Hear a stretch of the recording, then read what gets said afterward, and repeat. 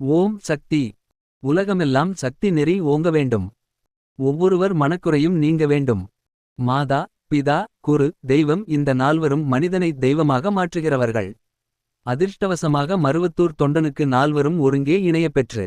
பராசக்தியே அனைத்துமாக நின்று. அவளின் ஸ்தூலவடிவமாக அருள்திரு அடிகளார் அவர்கள் எல்லாமாக இருக்கிறார்கள். வீட்டில் கிடைக்காத வாழ்க்கை அனுபவங்கள் ஒரு சக்தி தொண்டனுக்கு ஆன்மீக தொண்டில் ஈடுபடும்போது கிடைக்கிறது. தவறான வழியில் செல்லாதே என்று வீட்டில் தாய் தந்தையர் தடுக்கின்ற நேரத்தில் மனதில் பதியாத அறிவுரைகள் ஒரு சக்தி தொண்டனுக்கு செவ்வாடையில் இருக்கும்போது தவறு எது நல்லது எது என்பது தெள்ளத் தெளிவாக தெரிந்துவிடுகிறது. மனதில் பராசக்தி மனசாட்சியாய் இருந்து சிரிக்கும்போது தவறு செய்ய பயம் வருகிறது. நல்ல வழியில் நடக்க பிரியம் வருகிறது. பீடி சிகரெட் புகைப்பது போதை வஸ்துக்களை உபயோகிப்பது மது மாது பழக்கம் போன்றவை சமுதாயத்தை நாளடைவிலும் தன் உடலை உடனேயும் சீரழிக்கிறது என்கிற ஞானோதயம் ஒரு சராசரி இளைஞனுக்கு ஒரு செவ்வாடை தொண்டனாக மாறியவுடன் ஏற்பட்டு விடுகிறது. சலனத்தை மறந்து சரணத்தில் லயித்து செவ்வாடையில் இருந்து நெற்றியில் குங்குமம் வைத்து நெஞ்சினில் சக்தியை வைத்து கண்களில் அடிகளார் பார்வையை பதித்து கருத்தினில் அன்னையின் அருள்வாக்குகளை வைத்து அடிக்கடி மருவத்தூர் மண்ணை மிதித்து வீட்டிலும் மன்றத்திலும் மந்திர நூலில் மனதை தைத்து பார்க்கின்ற காட்சியெல்லாம் பராசக்தியாய் பாவித்து இடைவிடாமல் தொண்டுகள் செய்து கொண்டிருக்கும் தரமான சக்தி தொண்டனுக்கு தப்புகள் தவறுகள் செய்ய நேரம் ஏது?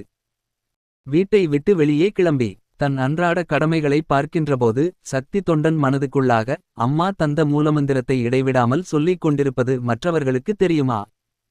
பஸ்ஸில் ஜன்னல் ஓர சீட்டில் உட்கார்ந்து கொண்டு பயணம் செய்யும் ஒரு சக்தி தொண்டன் வெளியே வேகமாக நகர்கின்ற மரங்களையும் இயற்கை காட்சிகளையும் பச்சை வயல்வெளிகளையும் நீர்நிலைகளையும் பார்த்து ரசித்துக் கொண்டிருக்கும்போது கூட மூலமந்திரத்தை அடி மனதில் உச்சரித்துக் கொண்டிருப்பது அடுத்தவர்களுக்கு தெரியுமா?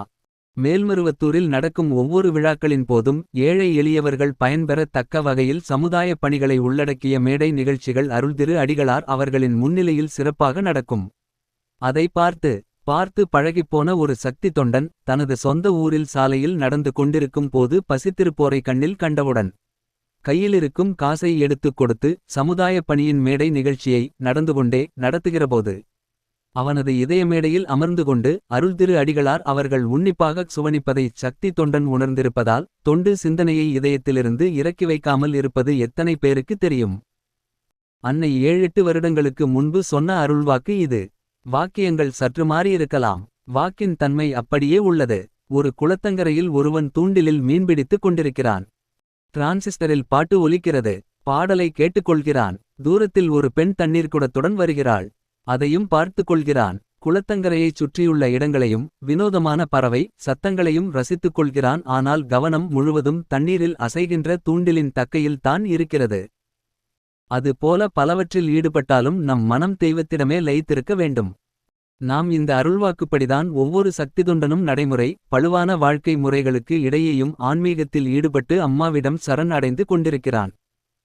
ஒரே தாய் ஒரே குலம் என்னும் வீரிய விதையில் முளைத்து வளர்ந்து அடையாறு அதிசய ஆலமரமாய் 3500 ஓம் சக்தி மன்றங்களாய் விழுதுகள் விட்டு மலேசியா அமெரிக்கா போன்ற மேலை நாடுகளிலும் வேகமாக வளர ஆரம்பித்து அகிலம் முழுமைக்கும் அருள் நிழலை அள்ளி வழங்கிக் கொண்டிருக்கும் அன்னை மருவரசியின் அருள் செயல்பாடுகள் நித்தமும் நிமிடப்பொழுதும் நடந்த வண்ணம் இருக்கிறது. ஆன்மீகத்திலும் எதிர்ப்பு உண்டு. எதிர்ப்பு இருந்தால்தான் வளர்ச்சி இருக்கும் என்று அன்னை அருள்வாக்கில் கூறியது போல் எதிர்த்து கேலி கிண்டல் பேசியவர்கள் இப்போது அன்னையின் சக்தியையும் அருள்திரு அடிகளார் அவர்களின் மகத்துவத்தையும் புரிந்து கொண்டு மருவத்தூர் ஆன்மீகத்தில் மனமுவந்து ஈடுபடாரம்பித்து விட்டார்கள். எதிர்ப்பு அலைகளைக் கண்டு பயப்படாத மீனவனின் வலையில்தான் அதிக மீன்கள் சிக்குகின்றன. எதிர்ப்புகளை மீறி கேலி கிண்டல்களில் மனம் நோகாமல் தொடர்ந்து தொண்டு செய்தவர்களுக்குத்தான் சந்தோஷ அருள்வரங்கள் சக்தியிடம் கிடைக்கின்றன. எதிர்ப்பு அலைகளே இப்போது ஆன்மீக படகை நகர்த்த துடுப்பாகிவிட்டன. பயிரில் உள்ள களைகளே பயிருக்கு உரமாவதைப் போல கேலி பேசியவர்களையே ஆதிபராசக்தி இயக்கத்திற்கு அவர்களையும் அறியாமல் பயன்படுத்திக் கொண்டிருக்கிறாள் அன்னை. அதுமட்டுமல்ல, அவர்களை பண்படுத்திக் கொண்டும் இருக்கிறாள். களைகளும் ஒருவேளை பயிராகிப் போனால் ஆன்மீக விளைச்சல் அமோகம் தான். களைகளில் கூடி களையிருக்கும் என்று அம்மா சொன்னது ஆன்மீகத்தில் ஈடுபடாதவர்களை. பயிர் களை என்று சொன்னது ஆன்மீகத்தில் ஈடுபட்டு கஷ்டப்பட்டு பக்குவப்பட்டு வருகிறவர்களை. மனித உறவுகளையும் அம்மாவின் அருளையும் ஆராய்வதற்கு முன்னர் இயற்கையை கொஞ்சம் அறிந்து கொள்வது நல்லது. நிலம் நீர் நெருப்பு காற்று ஆகாயம் எனும் ஐம்பூதங்களை தன் கட்டுக்குள் வைக்கொண்ட ஆதிபராசக்தி அம்மா மெய் வாய் கண் மூக்கு செவி எனும் ஐம்பொறிகளை மனிதன் அவனவன் கட்டுக்குள் வைத்துக் கொள்ளட்டும் என்று பெருந்தன்மையுடன் விட்டுவிட்டதால் ஆன்மீகம் எனும் அழகிய வார்த்தை மனித வாழ்க்கைக்கு தலைப்பு வார்த்தையாக ஆகிவிட்டது. இயற்கை இறைவியின் கட்டுக்குள் இருக்கிறது.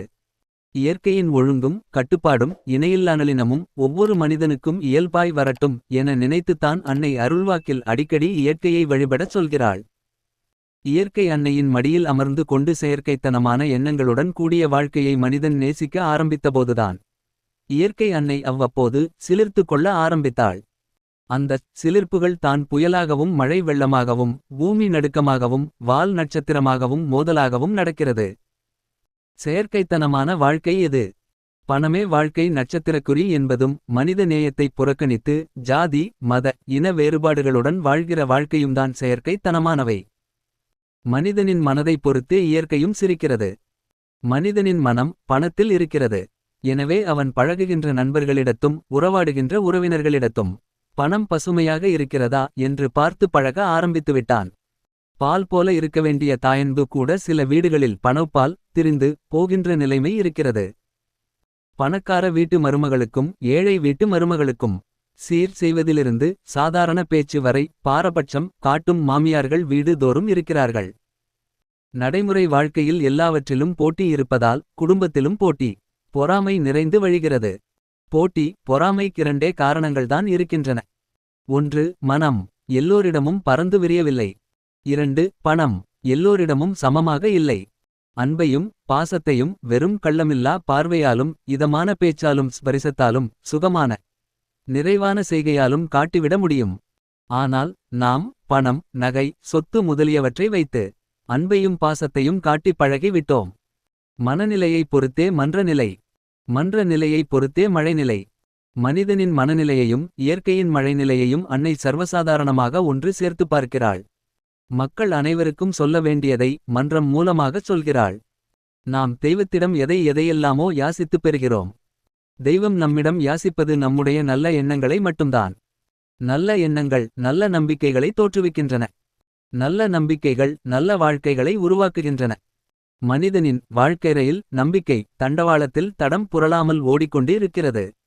அன்பில் நாம் வைத்த நம்பிக்கையே உறவுகளை பூக்க வைத்தது. உறவுகளில் நாம் வைத்த நம்பிக்கையே பிறவிகளை பெருக்க வைத்தது. பிறவிகளில் நாம் வைத்த நம்பிக்கைதான் ஊழ்வினைகளை புரிய வைத்தது. ஊழ்வினையில் நாம் வைத்த நம்பிக்கைதான் ஆன்மாவை உணர வைத்தது.